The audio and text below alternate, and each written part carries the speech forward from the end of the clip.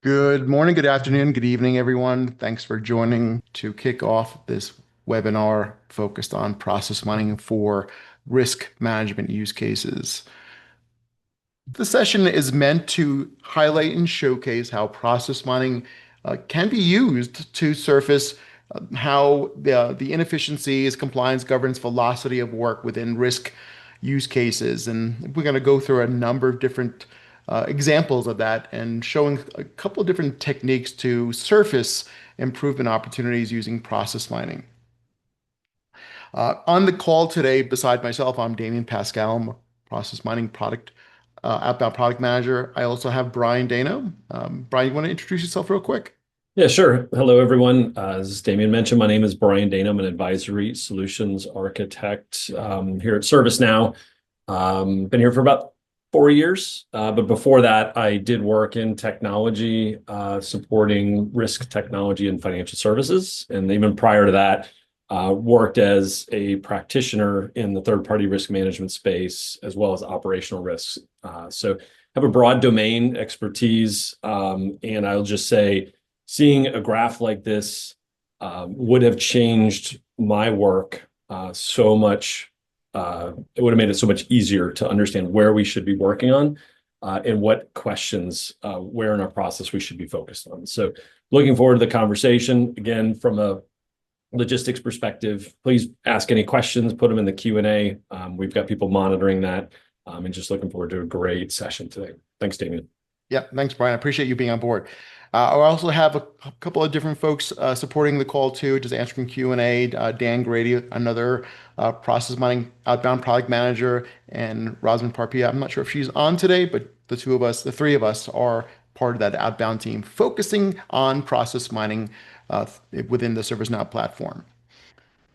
All right. So from a quick safe harbor, this is our, please make no buying decisions based on any roadmap discussions that we talk about today. We shouldn't be talking about so much about roadmap, but just in case I do, please make no decisions based on purchase on those discussions. Quick agenda.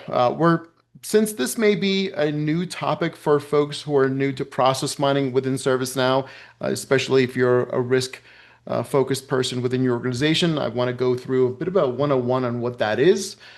Then we'll go and dive into the use cases for process mining for risk management. We'll go through a few different ones specifically. And we'll go into a bit of a demo. We'll also create a project. We'll go through a couple of different use cases, by the way. So one for issue management for third-party risk, and one new one that's really, really relevant to all the conversations our customers are having, and even internally within ServiceNow. And it's centered on AI governance, and that's a big hot topic that everyone is looking to ensure that the introduction of AI does not impose any undue risk to organizations, right? So we'll end with some, being able to circle back on Q&A questions, and we'll end with resources. All right, so what is process mining? Why is it important? In everything we do and build, whether it's a process for an application we built that's custom to our organization, or even as something as as common as, hey, I want to manage our risk issues, and I want to make sure these get done in an efficient, compliant way, so we don't have an undue risk issue that's taking way too long and impose undue risk to our organization. So we plan for this outcome, and we want these to go through certain steps for compliance reasons. We want it to happen within a certain time amount to adhere to a certain SLA or goal that our organization has. The reality of it, in truth, may not meet what we expect. Now, this happens for a lot of different reasons. And people take shortcuts, or perhaps miscategorization of work, lots of different reasons. And you may expect maybe a half dozen routes to closure for a given workflow, but the reality of it could be dozens, hundreds, even thousands of different paths that could create that outcome for that end goal. So the point is, if we have an optimized process, guess what? We're going to have a better experience and better outcome, because I'm sure we all know this. We're measuring those outcomes where in dashboards and KPIs that we care about.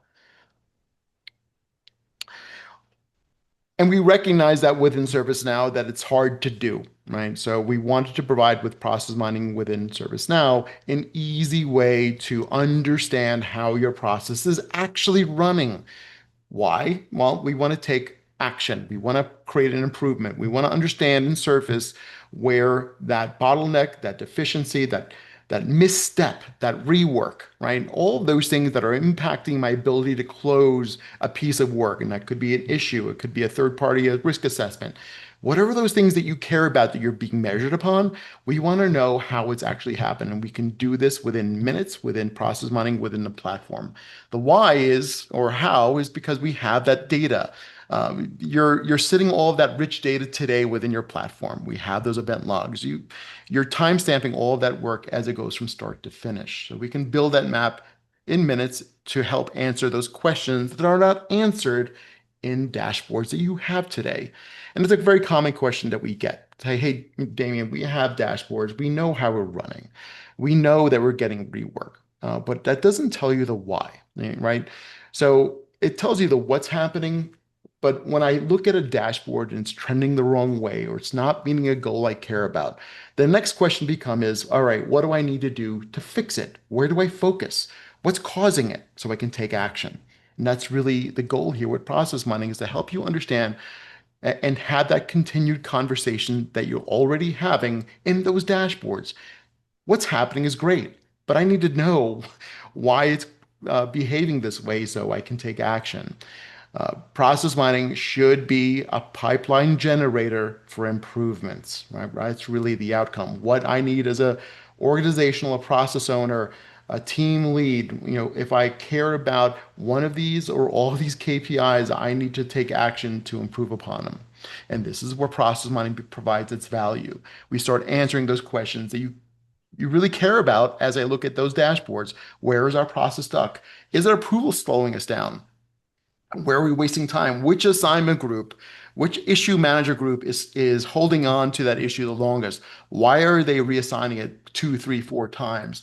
I need to know that so we can take action, right? So this can help you identify where you should be providing And inefficiencies. Damien, Sure. one note there, that was one of the biggest challenges when I was responsible for an enterprise issues management program that I struggled to quantify, was the ping pong effect. The how many times are we going back and forth, and is my team are we responding in a timely manner, right? Because again, from a risk management perspective, it's a team sport. We're providing effective challenge and oversight to and helping our business to stay out of trouble or to respond to things in a timely manner.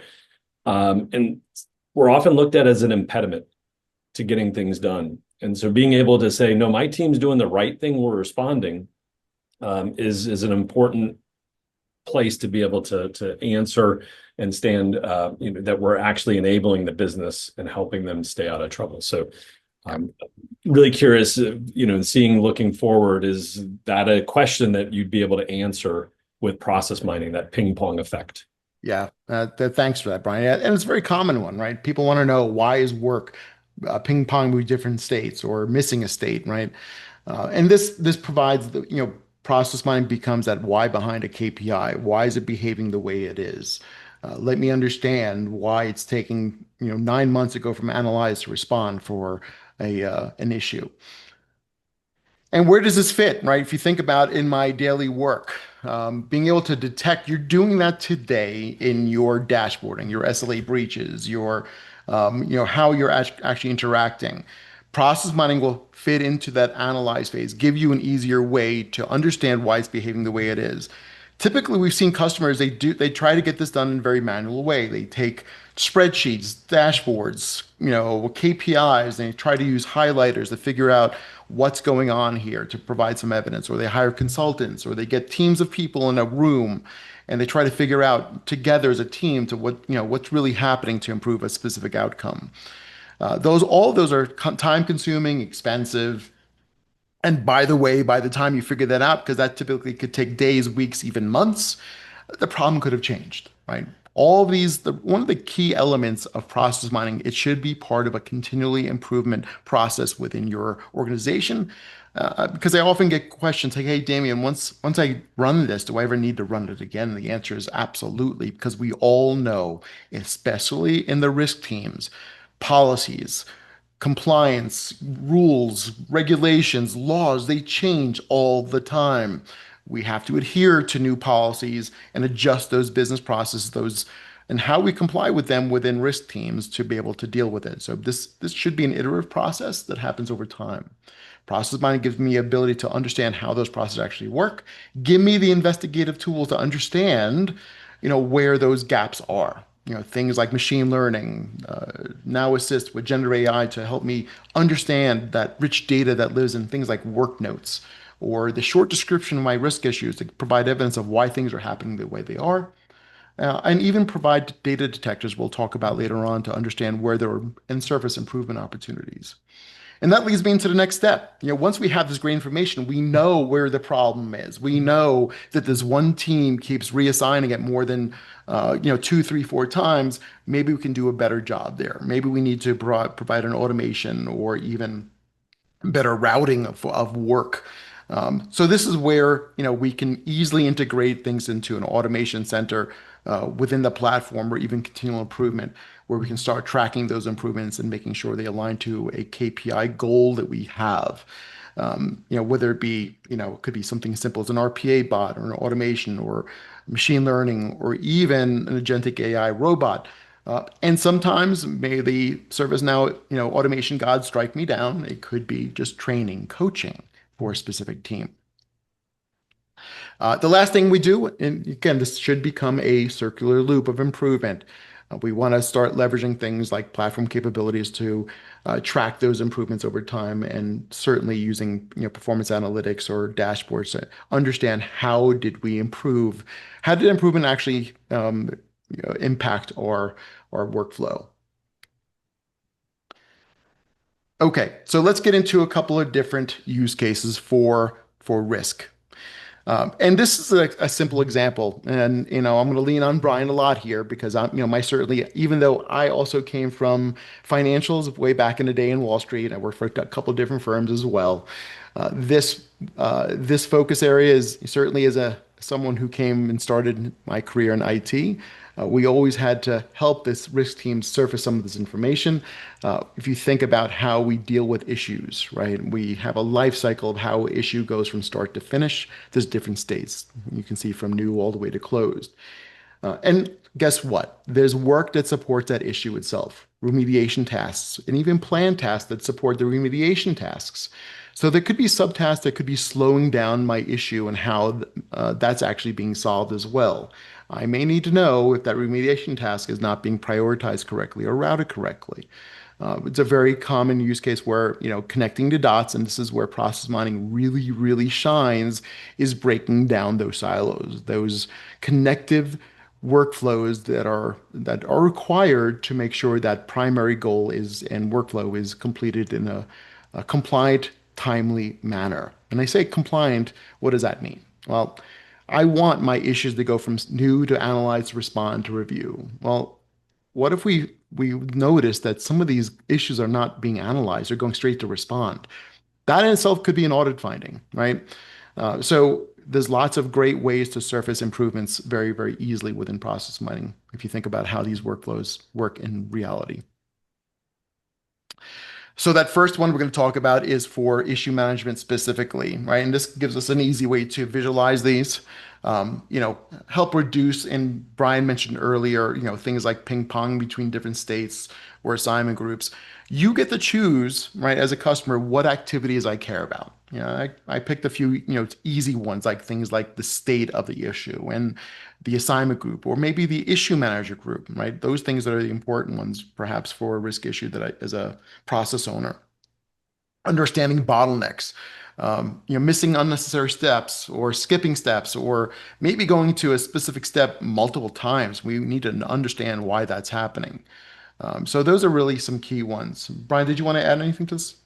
Yeah, I have a couple things. One around companies invest a lot of time and effort in designing an issues management or an enterprise issues management process, and being able to demonstrate, again, efficiencies and that you're actually enabling the business to work effectively and efficiently. This can be a very powerful statement and evidence that says that you're not an impediment. The other thing that I would mention is, in addition to just in issues management on that previous slide, we had also the remediation tasks and being able to look at the interdependencies between processes, right? So there, you may have a process around issues, and then you have a separate process around the remediation tasks. And those two can interplay and be dependent on each other and can influence each other. And being able to surface that in a graph such as this to answer important questions and show those efficiencies, or more importantly, show the inefficiencies to put those continual improvement initiatives in place. Yeah. Very, very powerful stuff. Thanks, Brian. The next one we'll talk about, and we'll show this in the demo as well, is for third-party risk, right? And so that assessment, those third-party assessments, super important for customers to be able to ensure those assessments are done effectively, right? To be able to ensure that, again, identifying bottlenecks and making sure that we onboard those vendors in a timely way to make sure that we are not impacting the bottom line. It's a very common one. Again, another great use case if you think about other dependent workflows that are dependent on third-party risk. If I can't invoice a customer because of an assessment that's taking too long, we need to know why that's happening so we can take action. Really common use cases where customers want to make sure that, again, all of those sub tasks for third-party risk assessment that are, as Brian mentioned, that are really important to know where it's being slowing us down and where we need more resources. The last one we'll talk about is that one we mentioned earlier about AI governance. And again, this is a new capability within ServiceNow that falls under the risk capabilities, is that AI control tower. And that is the other side of the conversation that we're now having with customers around AI. A lot has been, okay, where do we create AI agents? Where's the best place to have those deployed to solve business problems? Well, as a risk owner, I think we all understand, okay, well, we need to ensure that as we deploy these AI assets, we're not incurring any undue risk to our organization. We need to make sure we're complying with all the regulations and policies by country, by region, all of those things that we need to adhere to. So we want to control these. We want to manage these like assets and also have the associated issues, inquiries, all of those things that are tied to AI assets to ensure that not only can we govern them, that the velocity of the governance is not impacting our ability to adhere to a strategic goal using AI, right? So really critical. This has been a hot topic for so many of our customers. And again, we want to ensure that we have that and manage those in a risk compliant manner. And process mining can provide the guide rails to ensure that, yes, risk is not slowing us down in terms of being able to deploy and manage those AI assets effectively. Damien, one thing I'll add on that is the emergence of AI, generative AI, is kind of the hot topic, of course. But date myself a little bit, but it reminds me of the rush to the cloud, a number of years ago when all companies were going out to the cloud and they didn't have strong governance processes. And, we were just pushing and moving things out to the cloud. And without those guardrails and making sure that we were doing things appropriately and timely and effectively, what ultimately ended up happening was companies incurred a lot of undue cost because they didn't have proper governance and being able to manage that. And it reminds me of like the rush for AI and being able to do it in a responsible and controlled way. It reminds me of, what companies went through in that kind of rush to the cloud. So again, process mining can help to ensure effective processes and ensure that we're doing the right things and doing them in a timely manner. Yeah. And making sure we're not missing any steps, right? Or things that we need to do. One other thing I wanted to point out, not specific to risk, but I think it's good to for everyone on the session to understand some of the common use cases that could be applied here for any risk workflow. And these are common ones, but these are not the only ones. If you think about probably our number one is, hey, I need to know who's holding on to a piece of work, right? And that's that, whether it be on hold or multi-hop, I would need to know when a issue or case or an inquiry or an assessment is being rerouted too many times or on hold for too many times or too long. There's lots of different opportunities here to surface inefficiencies. It could be something as simple as an approval bottleneck, or cases being reprioritized, recategorized multiple times unnecessarily. Maybe we can do better in terms of categorizing them the first time using machine learning or some of the capabilities within the platform. So lots of great ways to leverage process mining to affect positive change with these common use cases. One of the ones I do love is that last one, that automation opportunities, right? Wouldn't it be great to surface, a piece of work that takes a short amount of time that could provide evidence of maybe it's not, maybe it could be an opportunity to automate, right, in some way, maybe through an AI agent or virtual agent or some self-service or some means of not having a human interaction if it takes maybe less than 15 minutes to get done. Even simple ones also like idle time. I need to make sure perhaps that a specific type of issue is work in progress within, hours because it's a high priority or it's a certain issue type. If it's idle for too long, that's not good because it's impacting our ability to reduce that risk to the organization because of the type of issue it is. So just this is not the exhaustive list, but it's a good list to think about how it could be applied to your organization or workflow. One of the other great capabilities within process mining, so not only do we have that, and everyone loves the map, right? They love to see the spaghetti of their workflow. But the other key thing is help, really surface things that are important to you from an improvement perspective. We do have an ability to create improvement detectors, and we have some that are out of the box, and we also provide a capability within process mining to build them that are specific for your organization or workflow. We have two different types. One are pattern detectors. Brian mentioned ping pong before. These are just the ones beyond rule based. These are all pattern detectors. I care about things changing in a specific way. Ping pong going from A, B, extreme duration, right? So from going from A, B, but most of them are taking 2 days, but I see a certain percentage are taking 100. That's an example, right? Or repeating patterns or rework, things going back into work in progress, perhaps too many times. I want to surface those because those are, basically hurting our KPI to close issues or an assessment in a timely way or compliant way. Rule-based ones are programmatic. And what does that mean? Well, maybe I care about a specific assessment type or a specific, customer type or vendor type. And I want to make sure that that assessment is done or work in progress within 30 minutes or 1 day or whatever it may be. You can get very programmatic and say, well, this specific type of entity or this specific issue or assessment, or, you can give it the criteria and give it a time-bound measure of when you want it to happen. So very, very great, a great way, flexible way to surface specific improvements for your organization and workflow. Again, these are very easy to build and you can apply them within your workflow. So I just want to share before we get into the demo an example of an outcome. And this is one for issue management within an organization. And the problem statement was this, and it didn't, on the surface, it didn't seem like a big issue.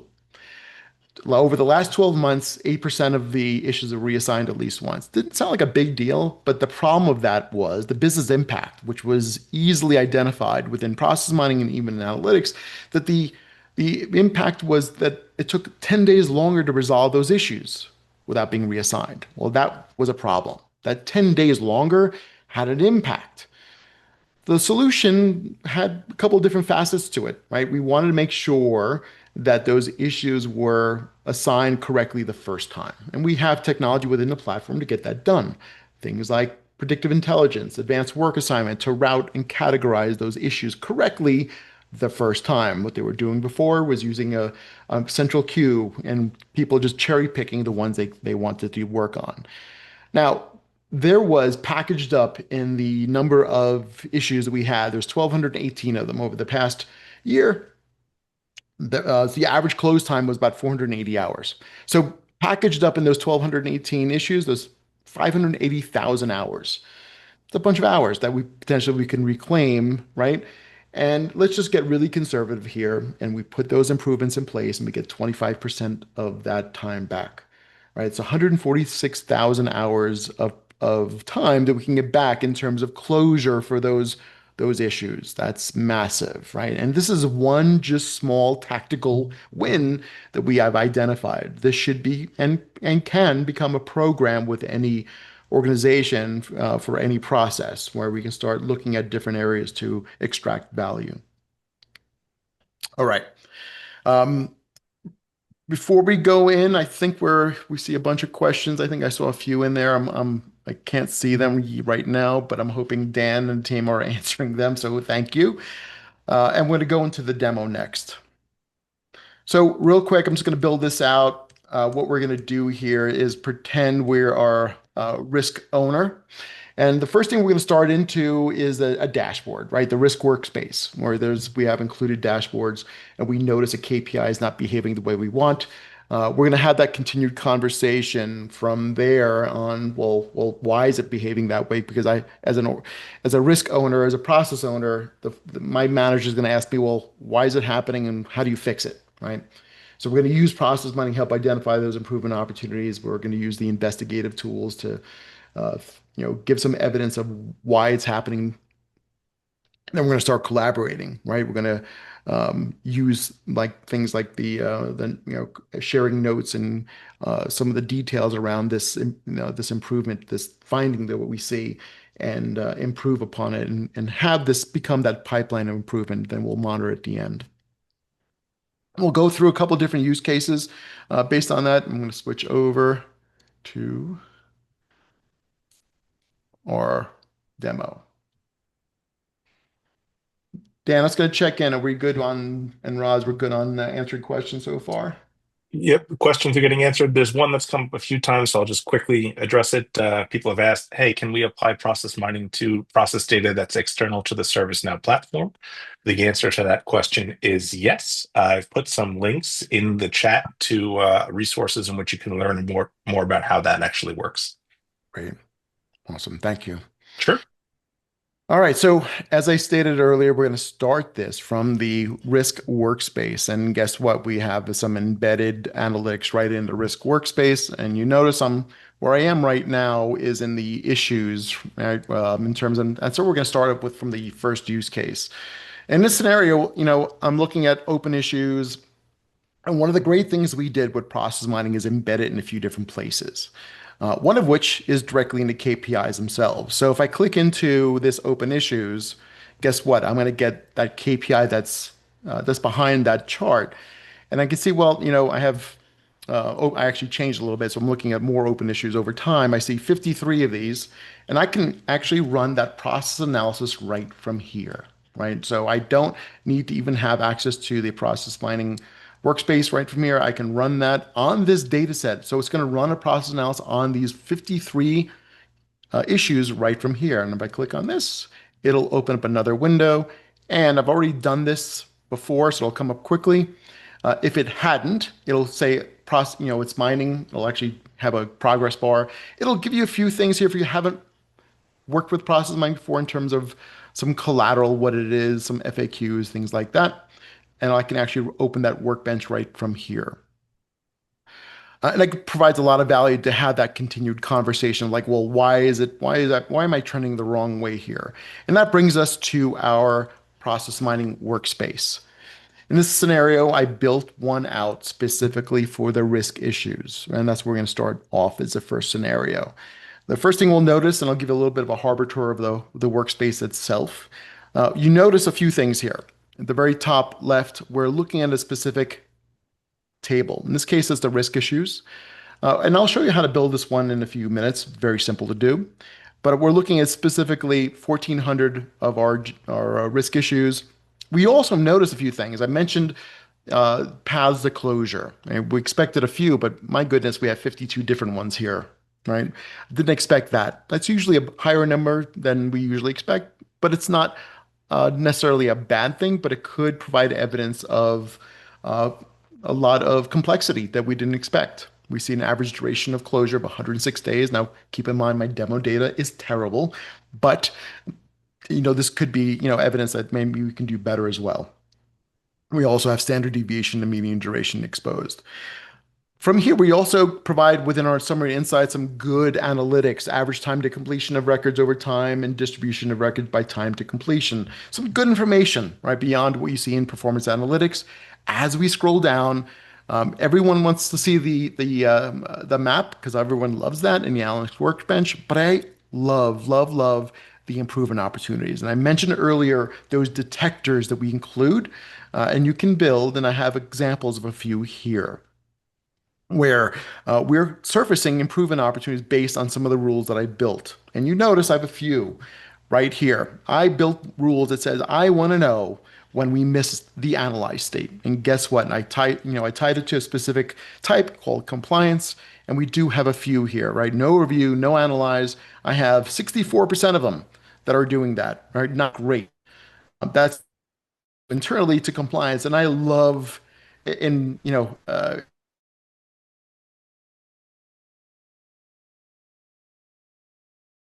detect. Mentioned ping pong. I love the rework one as well. These are ones that are finding, hey, I see issues that are going to rework to respond specifically multiple times. In fact, I have one that's done it at least 3 times. And the impact is seen right here. I have 5 records. Again, demo data, so I don't have a lot of data here. 1% of my 1,400. But guess what? It's taking 11 months of time for that rework to occur and it's incurring 5 years of inefficiency just in those 5 records. So this could easily become my pick list of where I should be focusing. And right from here, we can take action, right? So from proceed, we can look at just these 5 records in the workbench in my analyst map, or even take action from here. Like I need to take a look at those records.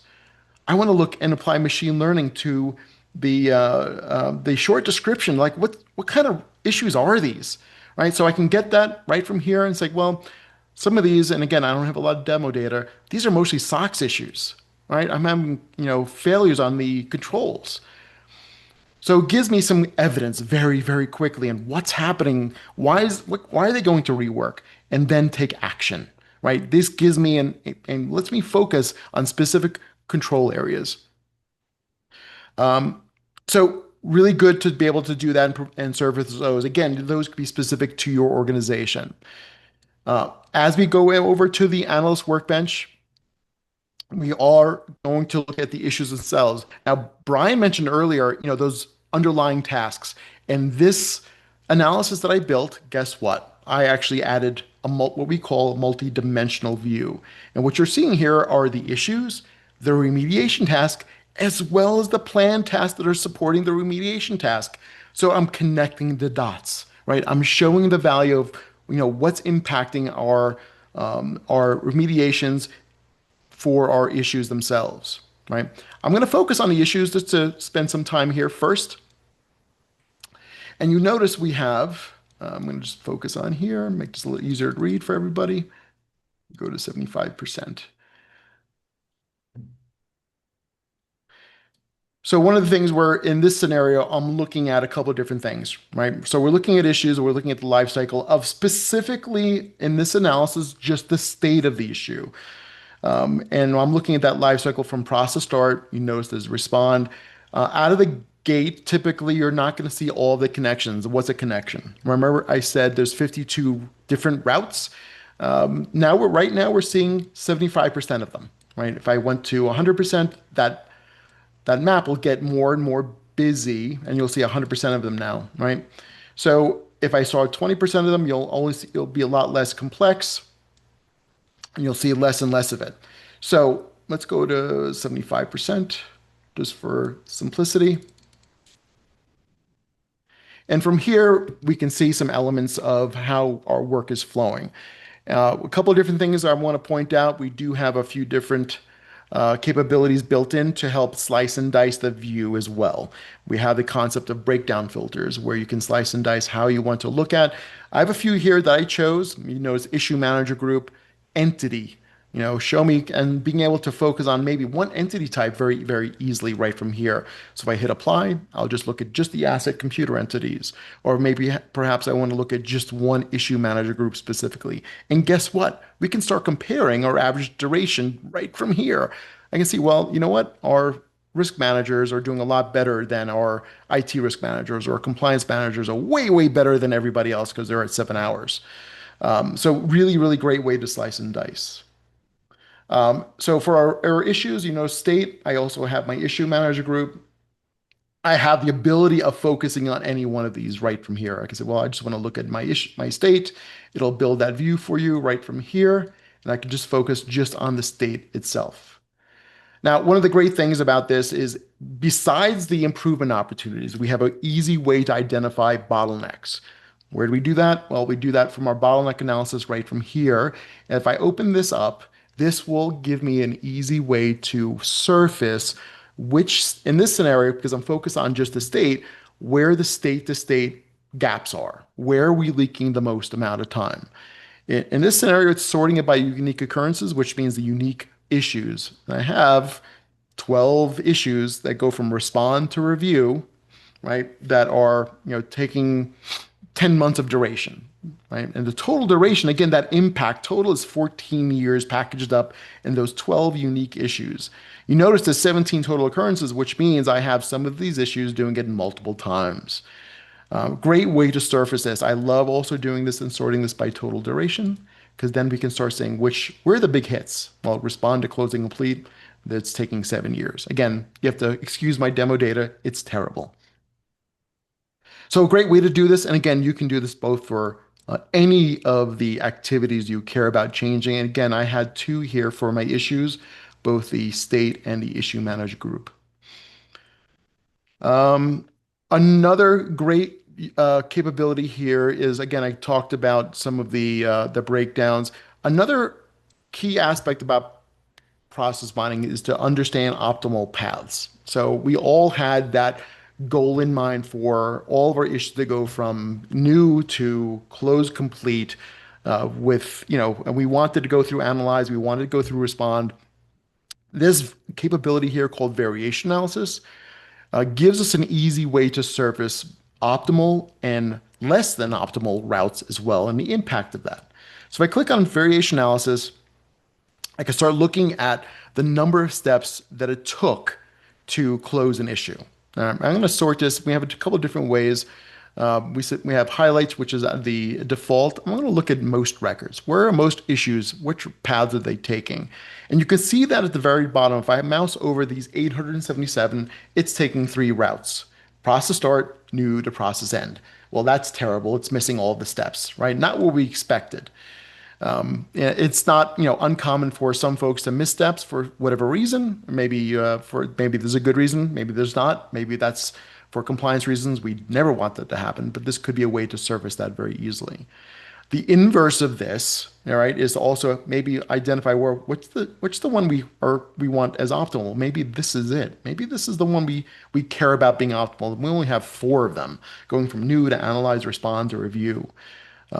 So again, we can start looking at the average duration, but I also love the ability of looking at most steps. Show me the ones that are really, really taking way too many steps that could be deviating from what we expected as well. If I look at most steps, we have some that are taking 9 steps. I think I've seen plenty of organizations where this could be a great way to surface, where rework is happening as well. Let me go back to 75. So for variations, I'll show you another example. So in this scenario, I have ones that are 13 steps going from new to remediation attached to audit matters to analyze. You can see it's going back to respond multiple times, multiple issue managers, right? It's a lot of reassignments going on there. It's 13 steps, and guess what? It's taking 7 years to complete that issue. Again, this could provide a way to easily understand, where non-compliant routes are happening. And I could start selecting all of these as well and start just looking at those that are taking a certain number of steps, right? And I could also build this very easily and say, like, I just want to look at any any issue that's greater than, let's say 8 steps, right? And hit apply. Let's just look at all of those, right? So we can start looking at just specific areas of what we care about. Okay, so let's back up for a second and reset. One of the other great things to do with process mining is also to be provide some techniques to provide and identify where improvements live as well. And we can do that using some powerful capabilities in our advanced filters, which live down here, right? And even though they're called advanced, they're super simple to use. And we have 2 types: transition filters and condition filters. These transition filters, I built out a few as examples where you can use these to either create a hypothesis or look at things that I care about. So, for example, maybe I care about where idle time is happening. I need to know where I want to look at all issues that are not going into the review phase within a day. Right? And I built one out to do that right here. Right. So here are all of my issues that are going from not going to a review within a day. And how did I do that? Well, it was pretty simple. All I did was, like, let's look at our state issue is new, directly followed by state issue is in going into review. And I want to give it a time-bound aspect. Let's go from the first step to the second step, and I want to make sure that it happens within a max of 1 day and hit a constraint and hit apply. And we've done it. So this gives me an easy way to understand, well, show me all of those issues that have taken more than a day to go to that analyze or respond phase. So you can provide this way to identify specific things that you care about.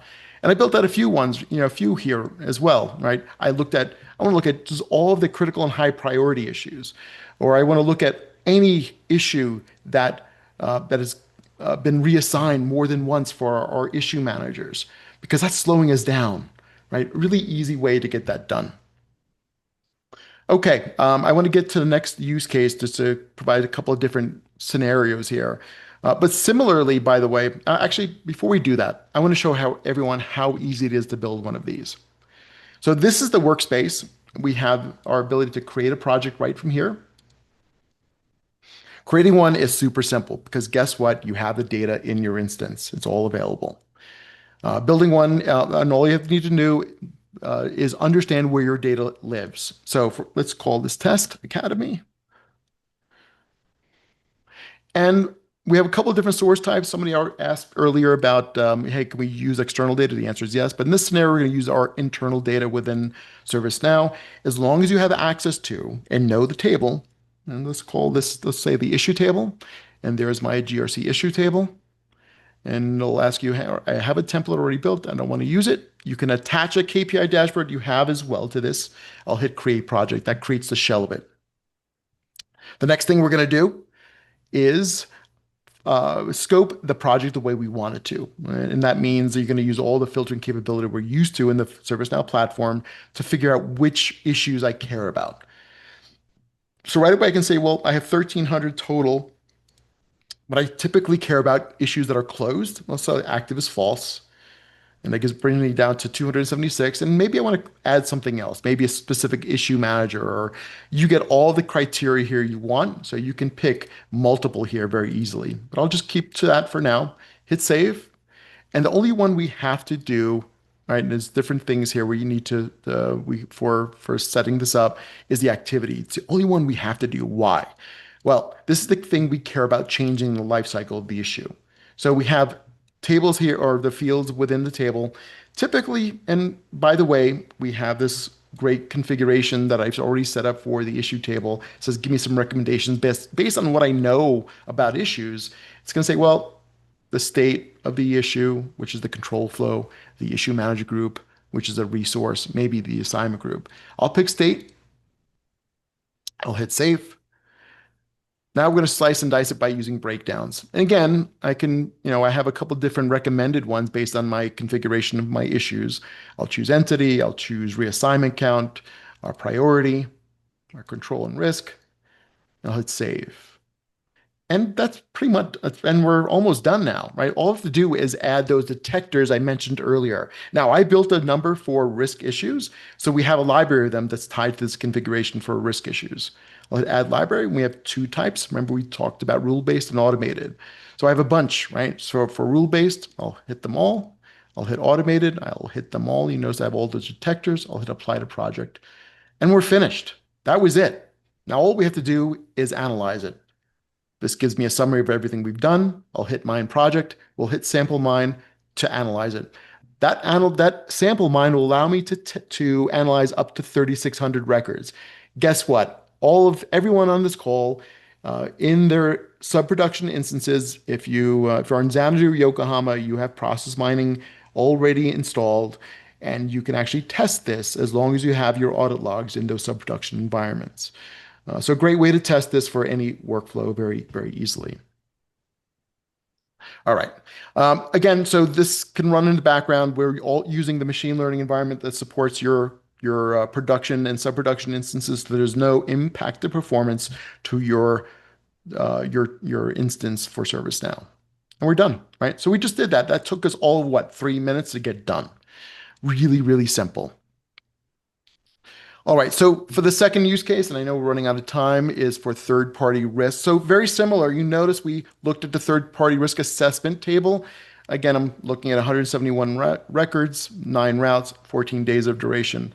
Similar scenario here where we have improvement opportunities that I built out specifically looking at the assessments for third-party risk, right? In terms of idle time, right? Rework, compliance, skip that submitted to third-party state, right? Really, really good information. And in this scenario, I also built what we call the multidimensional analysis, where I'm also adding other tables to this analysis. In this case, I looked at the third-party risk task and the third-party risk issues, right? So where those connected dots, connective tissue between these different workflows as well. Brian, do you want to, just provide like where this could have helped you in your past lives with with Yeah, using this? well, yeah. So from a third party perspective, especially for an initial onboarding, you know, it's a proper governance and security to ensure that third parties have the proper controls in place. And this process itself can be an impediment to the business moving forward. Like a lot of time, there's a lot of pressure on third party assessors to do this as quickly as possible. But you're not necessarily operating in a vacuum or a silo. It, again, is part of a team sport. Yeah. So being able to just represent the overall process and see where there are opportunities for improvement, both from the assessment itself, but also in any activities that may follow on from that, right? So if we're talking about an issue or even from a CUEC or a control that needs to be implemented in order to ensure that the service that you're using, and this would be like an internal control, right? Again, further integrations with other processes as part of a larger integrated risk management solution. There's a lot of opportunity here, and being able to track where things are flowing, how they're being evaluated and reviewed. Yeah, one of the things I failed to do in the last use case was show some of the investigative features here as well, right? So by each one of these nodes, right, of in this case, the state of the assessment, all right, I can dig into each one of these and actually look at the number of unique records that have gone into this state and draft. You see if there's any repetitions, in the case there was not, but also see where did this come from, right? Where did they go to after this? Well, a lot of these went to process end, which is not what we expect. And we have 12% going to submit to the third party, which we do expect. And right from here, we can also investigate like what show me the records. Could be a simple one. I want to take a look at these records specifically and directly right from here. But also, as I showed earlier, being able to apply machine learning to the short description or the description of the issue itself, or provide using RCA the key contributors of why that issue went into the draft state, right? So it gives me some good information of that state itself, and as well as the transitions between the scenario, the state. So the transitions, you notice I have 12 issues, 12 assessments going from draft to submitted to third party, and just 12 unique ones, no repetitions. The impact of it, there's 7 years, right, of total impact because it's taking an average of 7 months. I'm sure we could do better in terms of getting that submitted to our third parties. And right from the histogram, we get a sense of, well, of those 12, how long is it really taking? We have 9 of which are taking 4 weeks, but my goodness, I have a few. I have 2 records that are taking 2 years, and I have 1 record that's taking 2 years and 3 months. Really, really not good. And be able to focus on just these right from here. So maybe I just want to look at these outliers and applies that filter right from there. We also have within these arcs the ability, and I don't have enough records to do that, is apply and to analyze the work notes themselves. It could be a wealth of good unstructured information in the work notes that the analysts are providing within the assessment itself. Like, why did it take 7 months? Well, maybe they didn't have the right information. Again, things that we could take action upon very, very easily. And by the way, once I get that information, we have an idea of what we should be doing. This is where we can start collaborating as well. And we can do that on the far right side. We have a couple of different opportunities to do that. One of which is to, collaborate via a note, right? So perhaps I want to share this information with the vendor team. It's like, hey, I'm going to pick on, let's see, is Fred on? Yep, Fred's on. I'm going to pick on Fred Luddy. It's like, hey, this is terrible. We need to address it, right? Attach a snapshot. Fred's going to get this post, right? He's going to get notified of this. He's going to get picture of the map, right? And then he can actually dive into this as well, into this process map. Another great way to collaborate. And again, this should become a pipeline of improvement. Is these improvement initiatives where we tie in directly to continuous improvement management, where I can attach to or create a new continual improvement record right from here. And that's really, really a great way to, again, start iterating on a process over time, or even an automation request as well. I don't have that installed, but you can build an automation request that pipelines into Automation Center where maybe we need a business rule or an AI agent to help us with this workflow. Once we put that change in place, by the way, we can also start measuring its impact through our compare feature. So this ability to compare between 2 different models, and we can do that very easily and again, I don't have multiple models here over time, but perhaps we can even compare 2 different third parties. So I can say, well, I want to look at WorkFaster, and I also want to look at Acer as a third party. And we can start looking in the 2 different models. And by the way, we can look at the comparison of the statistics. So in that scenario, I can say, well, which third party is closing our assessments quicker? Or are there any differences? Well, guess what? We have a lot more WorkFaster versus Acer, and maybe the average duration could be more or less. Maybe we can do better with one specific third party because we're having a lot more work with them. All right, so I know we're running out of time. I wanted to show one last use case, and this is around the AI control tower.